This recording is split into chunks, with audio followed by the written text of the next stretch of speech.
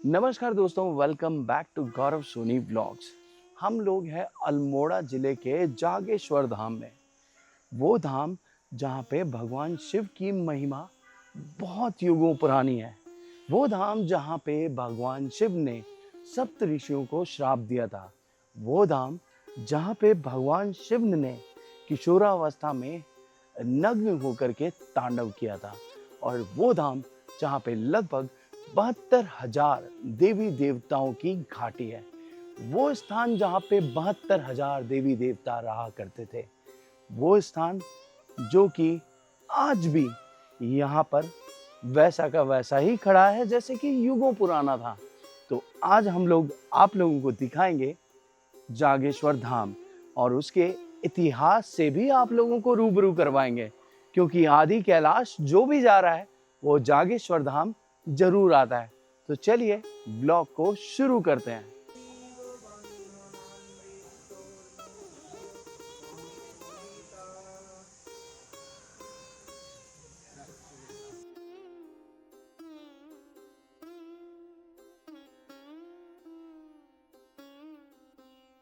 हिंदू मान्यताओं के अनुसार भगवान शिव को ब्रह्मांड में अवतरित होने वाला पहला शक्ति पुंज माना गया है। उसी तरह से धरती पर मौजूद सभी 12 ज्योतिर्लिंगों में से प्रथम ज्योतिर्लिंग को भी जागेश्वर धाम की ही संज्ञा दी गई है। ये कहा जाता है कि इन सभी 12 ज्योतिर्लिंगों का उद्गम स्थल यहीं से यानी कि जागेश्वर से है। तो चलिए कहानी में आगे बढ़ते हैं। इस जागेश्वर धाम में मुख्य तौर पर शिव, विष्णु, शक्ति और सूर्य देव की पूजा होती है।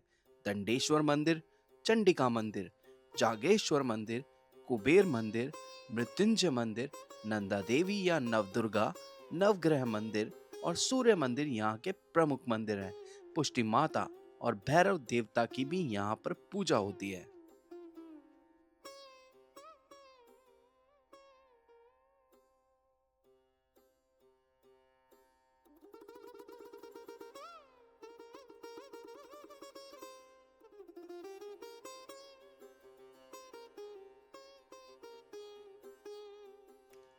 जागेश्वर मंदिर के बारे में कोई इतिहास नहीं है। ऐसा कहा जाता है कि श्री आदि शंकराचार्य जागेश्वर धाम में कई मंदिरों का जीर्णोद्धार करने के पश्चात केदार धाम के लिए गए थे।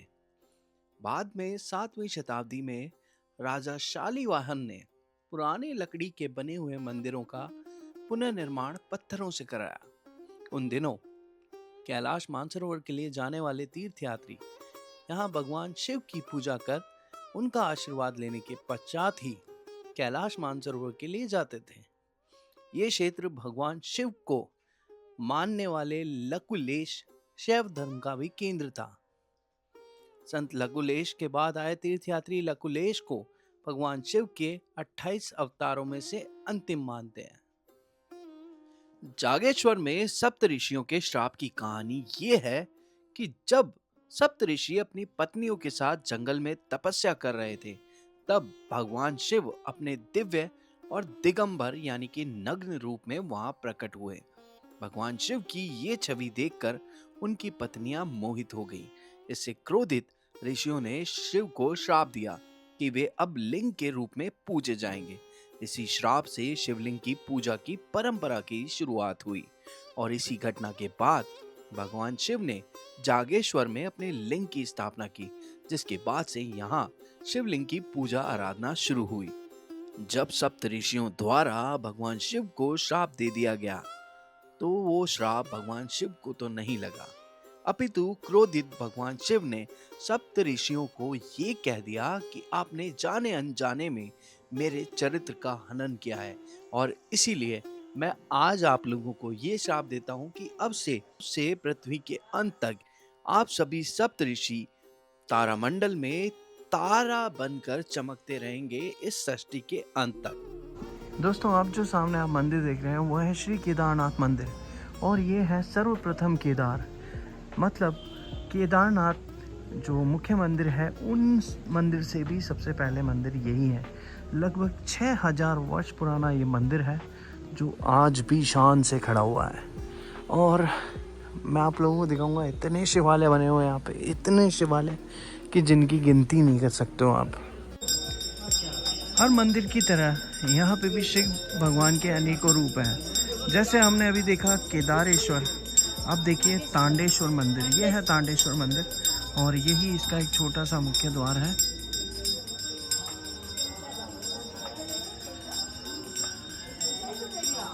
और ये आप जो कलाकृतियाँ देख सकते हो, कलाकृति देख करके आप अंदाज़ा लगा सकते हैं कि ये कितना पुराना मंदिर होगा।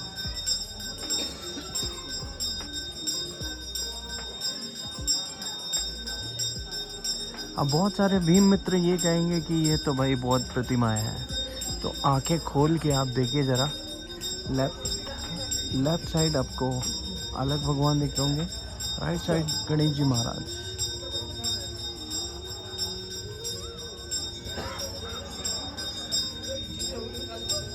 और बेसिकली ये तांडव करते शिव भगवान है, इसलिए इनका तांडवेश्वर नाम रखा गया है। लकुलेश मंदिर। जागेश्वर के मंदिरों का कोई लिखित इतिहास नहीं है। यहाँ मौजूद कई मंदिरों की वास्तुकला और शैली को देखकर इन्हें 7वीं से 12वीं शताब्दी के मध्य का बताया जाता है। भारतीय पुरातात्विक सर्वेक्षण की माने तो यहाँ कुछ मंदिर गुप्त काल के बाद और कुछ मंदिर दूसरी शताब्दी के बताए जाते हैं। कुछ लोगों का मानना है कि ये मंदिर कत्यूरी या चांद राजवंश के दौरान के हो सकते हैं, लेकिन इसका भी अभी कोई साक्ष्य नहीं है। इस स्थान को लेकर यह भी कहा जाता है कि आदि शंकराचार्य ने इनमें से कुछ मंदिरों का निर्माण किया था, लेकिन ये सिर्फ अभी तक दावा है। सामने जो आप मंदिर देख रहे हैं वो है नंदा देवी अथवा नव दुर्गा मंदिर, और इस मंदिर में भी आज भी पूजा होती है। दोस्तों, अल्मोड़ा से लगभग 40 किलोमीटर दूर दारुका वन क्षेत्र में ये अद्भुत मंदिर है और इसे देखने के लिए भारतवर्ष से अनेकों यात्री और दर्शनार्थी इस जगह पर आते हैं। और यहाँ का वातावरण इतना मनोरम और शांत है कि अगर आप एक बार यहाँ आ गए तो यकीन मानिएगा आपका दोबारा भी मन करेगा मैं इसी जगह आकर के भगवान शिव की आराधना करूं। और चूंकि ये मेरा दूसरी बार है, मेरा तीसरी बार भी आने का जरूर से मन है। जागेश्वर मंदिर के किनारे किनारे ही ये एक नदी भी बहती है।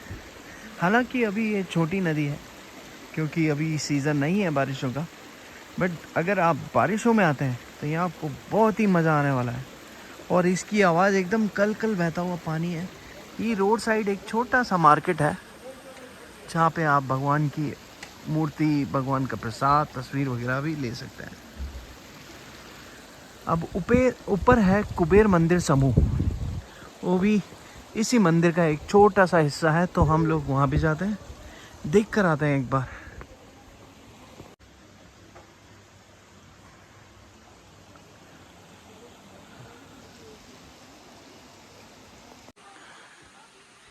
ये चंडिका मंदिर है और अभी इसके पट बंद कर दिए गए हैं। दोस्तों, कुबेर मंदिर से अगर आप जागेश्वर धाम का नज़ारा देखेंगे तो वो कुछ इस तरह आपको दिखाई देगा। सामने मुख्य मंदिर है और साथ में ही 124 शिवालय जो हैं वो भी हैं। और ये है जागेश्वर, छोटा सा विलेज। दोस्तों, यह है प्राचीन कुबेर मंदिर और नीचे है चंडिका मंदिर।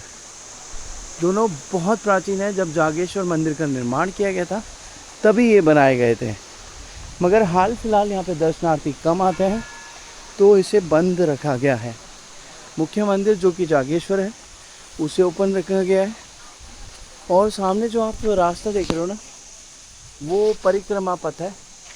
इस पूरे मंदिर की परिक्रमा देने के लिए ये सीढ़ियाँ हैं। इन्हीं सीढ़ियों की सहायता से आप ब्रह्म कुंड के भी दर्शन कर सकते हैं। नीचे ही ब्रह्मा कुंड भी है।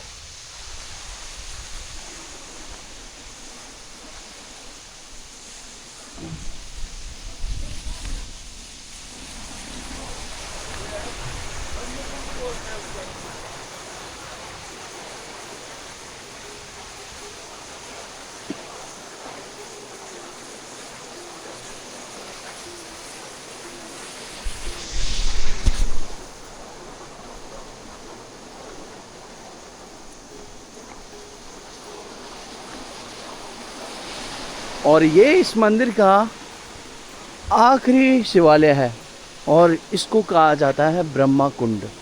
नीचे ही ये झरना बहता है, इसको लोग नाला या रिवर भी कह देते हैं। और यहाँ आकर के इस रास्ते पे अपना परिक्रमा पथ पूरा होता है। देखिए ये जो मंदिर है ये अल्मोड़ा ज़िले के अंदर आता है, उत्तराखंड में। और यहाँ पे रुकने के लिए आपको बहुत सारे होटल्स मिल जाएंगे। शाम को अगर आप लेट पहुँचे तो आपको होटल्स, धर्मशाला, लॉजेस, होम स्टे सब कुछ मिल जाएगा।